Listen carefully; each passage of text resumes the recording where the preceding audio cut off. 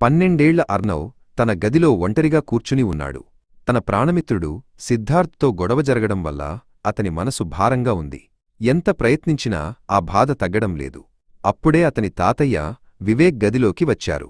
అర్నవ్ ముఖం చూడగానే ఏదో సమస్య ఉందని ఆయనకు అర్థమైంది. వివేక్ అర్నవ్ పక్కన కూర్చుని మెల్లగా నవ్వారు.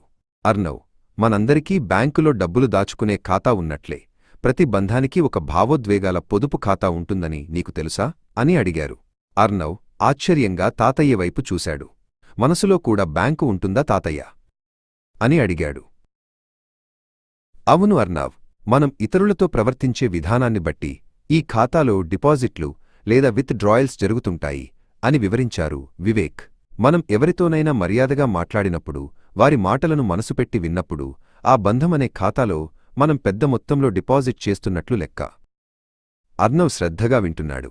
వివేక్ కొనసాగిస్తూ, నీ స్నేహితుడు సిద్ధార్థ్ ఏదైనా చెబుతున్నప్పుడు నువ్వు నీ ఫోన్ చూడకుండా అతని కళ్లలోకి చూస్తూ శ్రద్ధగా వింటే అది అతనికి నువ్వు ఇచ్చే గొప్ప గౌరవం.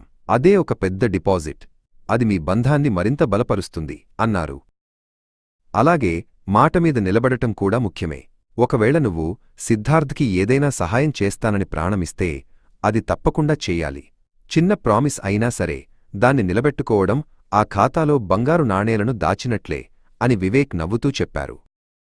అప్పుడు వివేక్ ముఖం కొంచెం గంభీరంగా మారింది. కాని అర్నవ్, మనం అబద్ధాలు ఆడినా, ఎదుటివారిని నిర్లక్ష్యం చేసినా ఆ ఖాతా నుండి విత్ డ్రాయల్స్ జరుగుతాయి. మనం చెప్పే ఒక్క అబద్ధం ఆ ఖాతాలోని నిల్వను ఒక్కసారిగా తగ్గించేస్తుంది. నిరంతరం విత్ డ్రాయల్స్ మాత్రమే చేస్తే ఒకరోజు ఆ ఖాతా ఖాళీ అయిపోతుంది. అప్పుడే బంధాలు తెగిపోతాయి. అర్నవ్ తన తప్పును గ్రహించాడు. నిన్న సిద్ధార్థ్ మాట్లాడుతుంటే తను వినకుండా ఫోన్ చూశానని, ఒక చిన్న విషయంలో అబద్ధం కూడా చెప్పానని గుర్తుకు తెచ్చుకున్నాడు. అందుకే సిద్ధార్థ్ తనపై కోపంగా ఉన్నాడని అతనికి అర్థమైంది. తన ఖాతాలో బ్యాలెన్స్ తగ్గిపోయిందని అతనికి తెలిసొచ్చింది.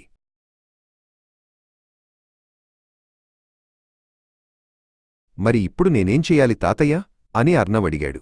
వివేక్ అతని తల నిమురుతూ, తప్పు జరిగినప్పుడు వెంటనే క్షమాపణ అడగడం ఒక పెద్ద డిపాజిట్. మళ్ళీ సిద్ధార్థ్ మాటలను మనసుపెట్టి విను, అతనికి మర్యాద ఇవ్వు. నువ్వు చేసే ఈ మంచి పనులే మీ బంధమనే ఖాతాను మళ్లీ నింపుతాయి అని సలహా ఇచ్చారు. అర్నవ్ వెంటనే లేచి సిద్ధార్థ్ ఇంటికి వెళ్లాలని నిర్ణయించుకున్నాడు. తన ప్రవర్తనకు క్షమాపణ చెప్పాలని, మళ్లీ మంచి స్నేహితుడిగా ఉండాలని నిశ్చయించుకున్నాడు. తాతయ్య చెప్పిన మనసు ఖాతా పాఠం అతని జీవితాన్నే మార్చేలా ఉంది. సిద్ధార్థ్ ఇంటికి వెళ్లిన అర్నవ్ అతని కళ్లలోకి చూస్తూ మనస్ఫూర్తిగా క్షమాపణ చెప్పాడు. ఇద్దరూ కలిసి మళ్లీ నవ్వుతూ మాట్లాడుకోవడం మొదలుపెట్టారు. అర్నవ్ ఇప్పుడు కేవలం మాటలే చెప్పడం లేదు, సిద్ధార్థ్ చెప్పే ప్రతి మాటను శ్రద్ధగా వింటున్నాడు. వారి బంధం ఖాతా మళ్లీ కళకళలాడుతోంది.